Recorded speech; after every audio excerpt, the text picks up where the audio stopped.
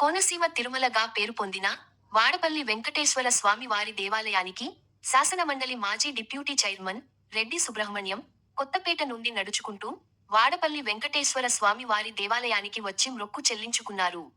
ఈ సందర్భంగా ఆయన మాట్లాడుతూ, తాను అనారోగ్యంగా ఉన్నప్పుడు తన ఆరోగ్యం బాగుపడితే స్వామివారి ఆలయానికి నడుచుకుంటూ వచ్చి తన మొక్కు తీర్చుకుంటానని అనుకున్నానని, అలాగే తన ఆరోగ్యం పూర్తిగా బాగుపడటం వల్ల తన మొక్కు తీర్చుకుంటున్నానని తెలిపారు.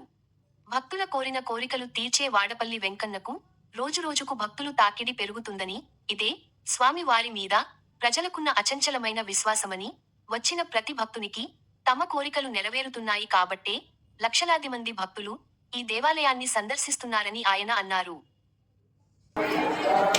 ఈరోజు శనివారం రోజున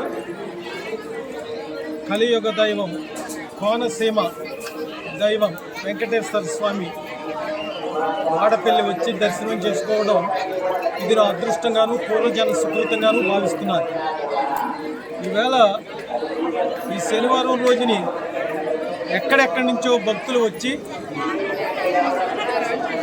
7 వారాలు 7 సార్లు గుడి చుట్టూ తిరిగి మొక్కులు మొక్కుకుంటే ఆ మొక్కులు తీరుతాయని ఒక పూర్తి నమ్మకంతో భక్తులు ఉన్నారు. ఇది యథార్థం.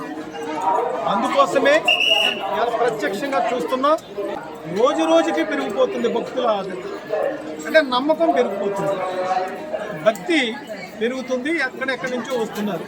నాకు ఆరోగ్యం బాగుండనప్పుడు నేను కొత్తపేట నుంచి నడిచి వచ్చి దర్శనం చేసుకుంటానని మొక్కుకున్నాను.